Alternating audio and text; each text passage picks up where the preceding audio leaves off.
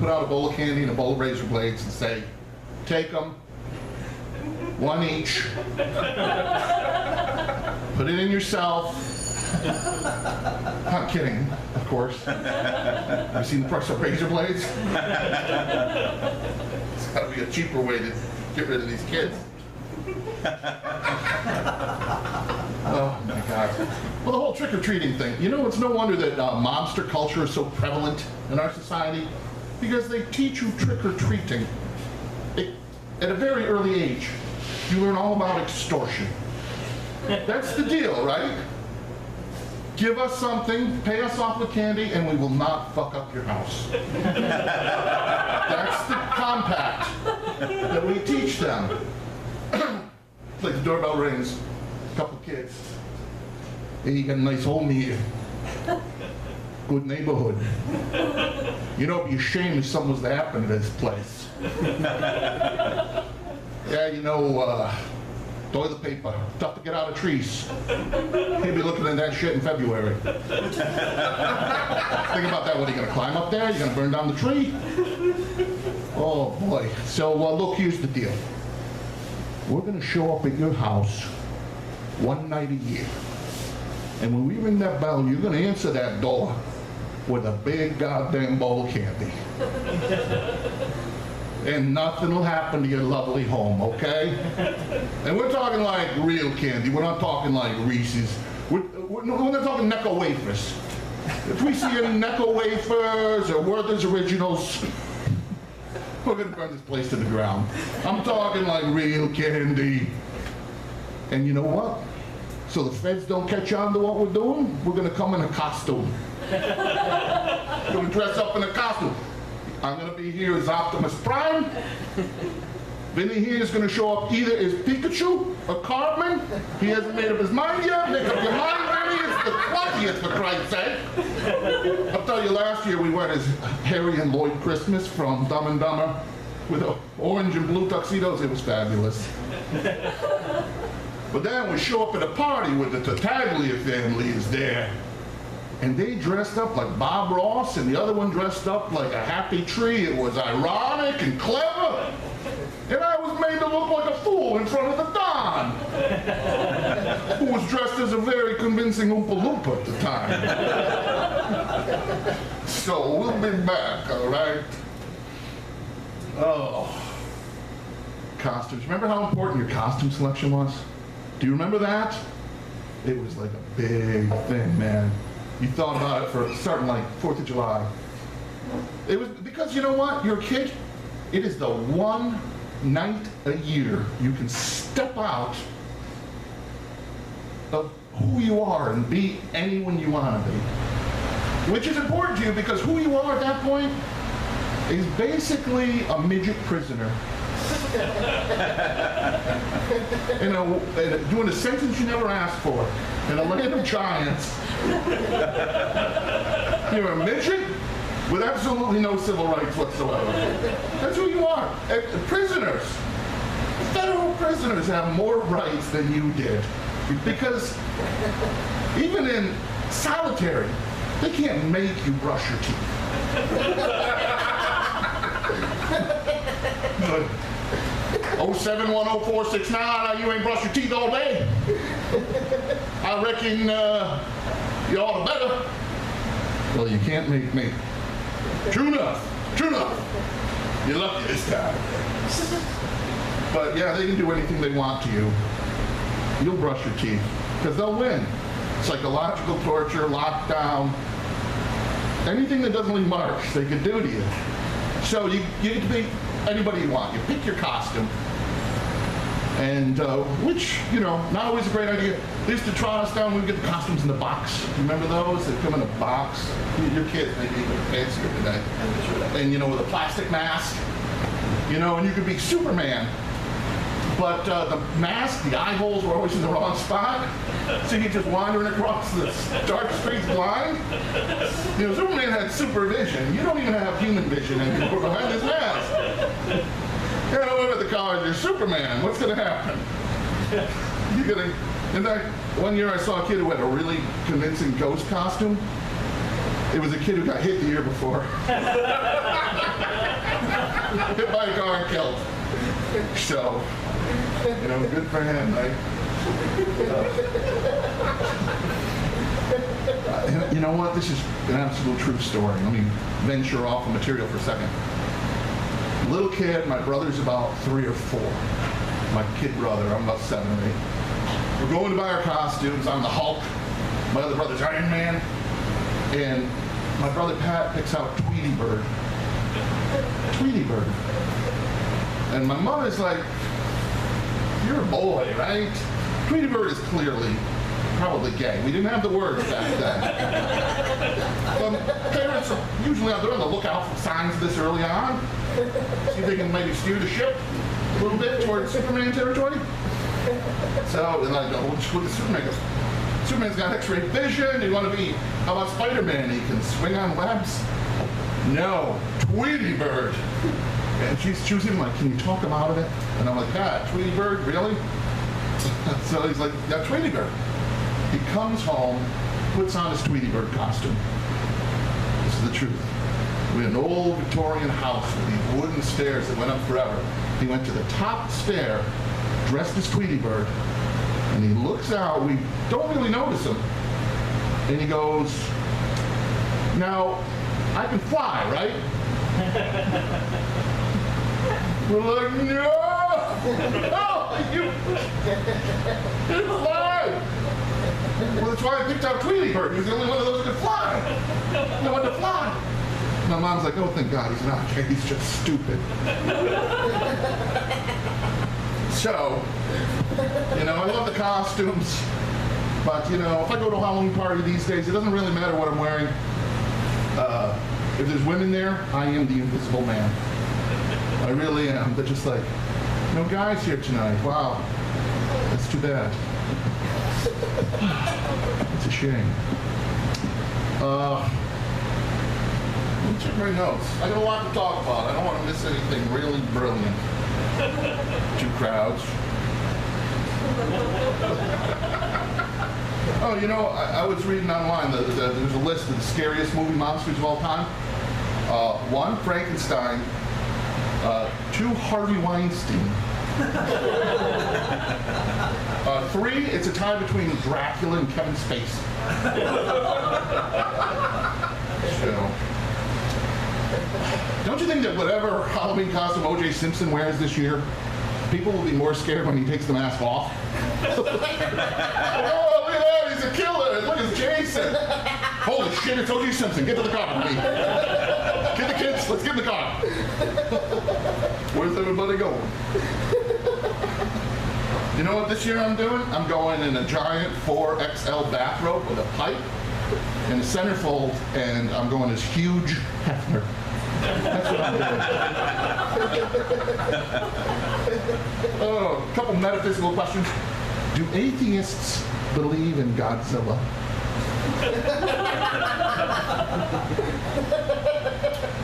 What kind of woman is Dracula looking for? A woman who can be positive. Instead of, oh, negative. And if vampires can't see themselves in the mirror, how come their hair is always perfect? Just not necessarily jokes. Not necessarily not jokes either.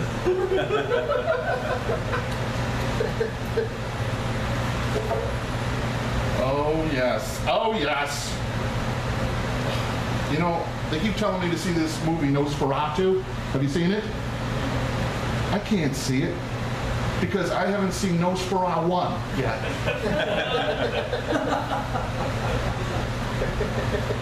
I try entering it in Netflix and says, what the fuck? Just WTF, question mark? So, oh, you know what I want to do? Listen, I'm an idea guy. Are you listening to me? Crowd number 1? What, you couldn't spring for the expensive seats? We'll settle for back row. We'll be able to hear okay. It'll be fine. It's good to see you. It is. It's good to see you guys here.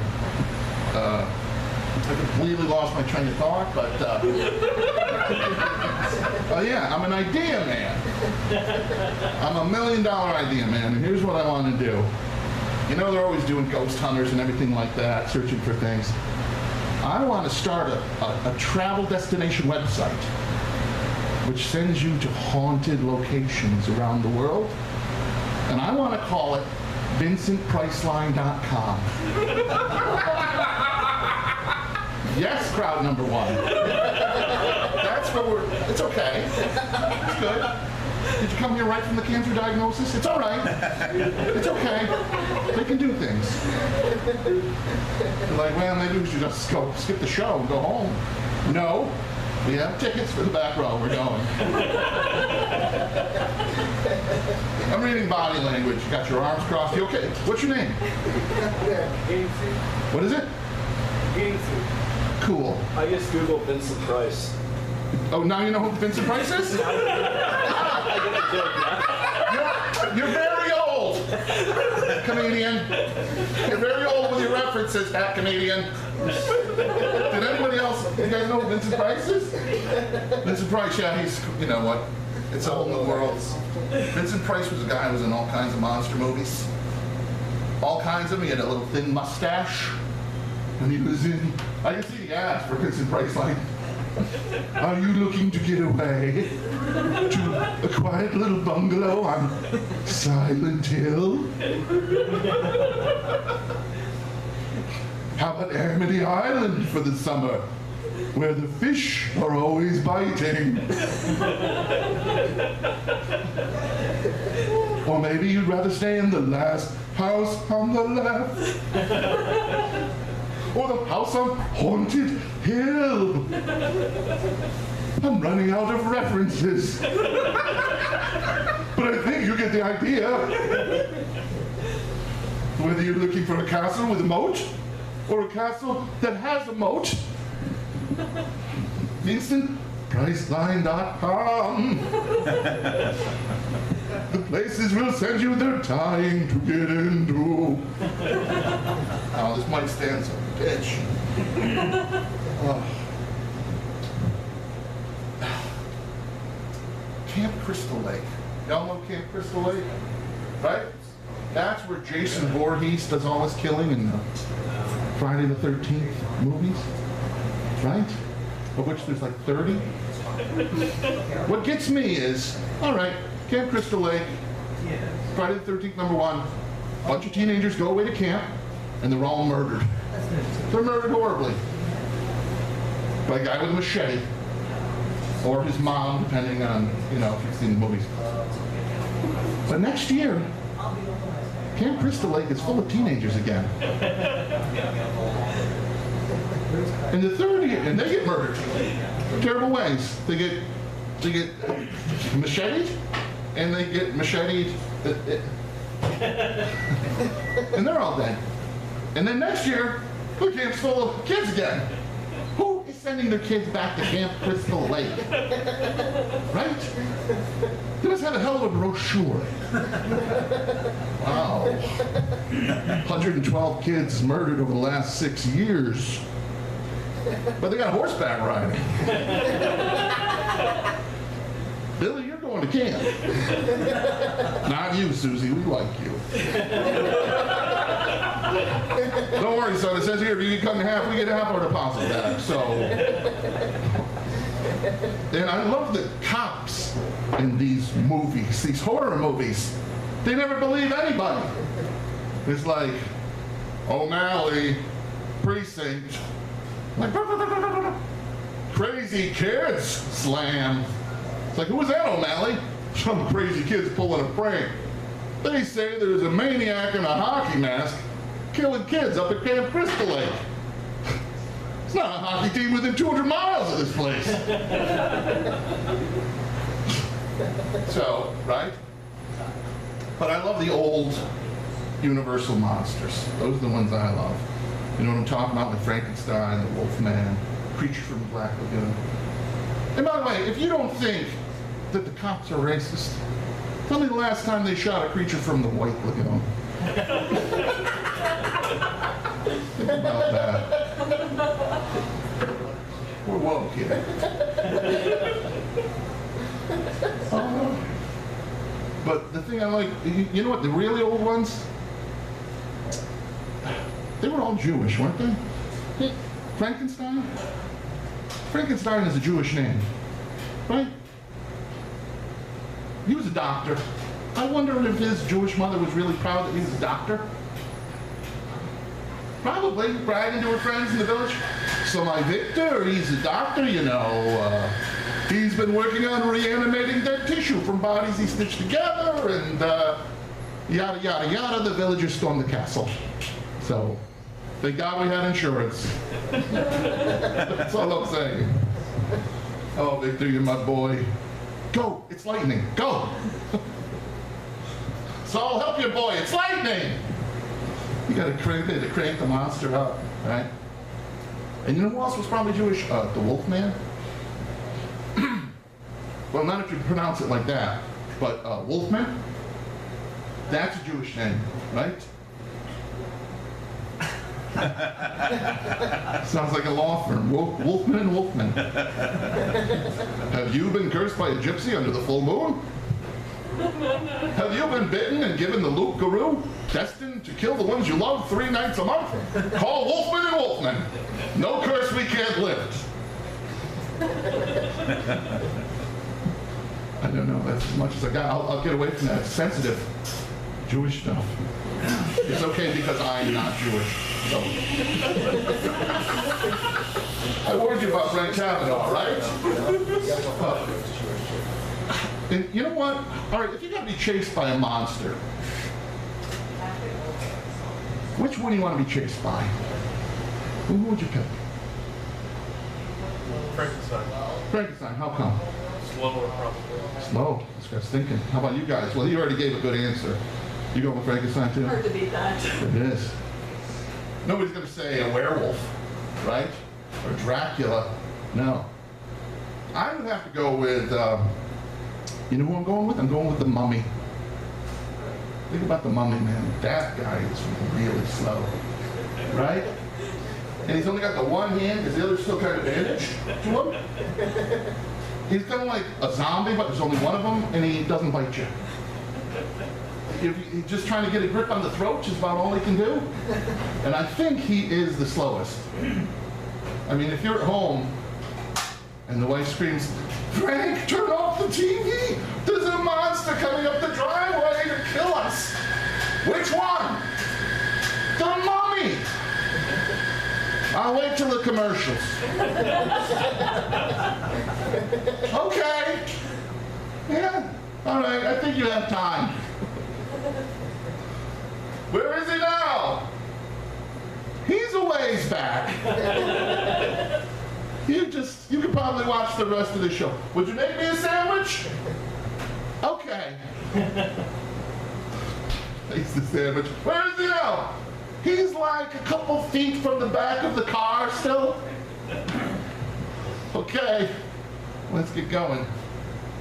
And you know what? I wonder if they ever, when they finish making a Mummy movie, on the last day shooting, I wonder if the director ever yelled, "It's a wrap!" And that's about it. That's all I want to talk about. I want to talk about Halloween. Watch out for the Kavanaughs. Have a great time. Thank you, 2 crowds. I'm putting 2 crowds on stage. Oh, and you know what really scares me more than anything, besides monsters, is the fact that over here, Jerry Dymond has like 700 of those cards. He's got 700 or 800 in stacks. That scares me. Look for me around the New York State. Thanks, some people. Crystal Leary, everybody. Give it Crystal Leary. You ought to see my closet. I got a whole bunch of these note cards at home. I got boxes of these things at home. That's scary. Like showing your girlfriend your room and everything. She says, "What the hell's all this shit there?" Those are my jokes. They're all boxed up. You having a good time so far tonight, guys? Yeah. You don't sound too enthused. Are you okay over there? Wake up. Are you asleep over there? Wake up. Are you having fun? He doesn't speak English. That's okay. And you? Gary. You know who Vincent Price is? You ever heard of, I mean, once he like started doing the impersonation, I was like, yeah, I know this guy. here's another thing, Michael Jackson, Billard.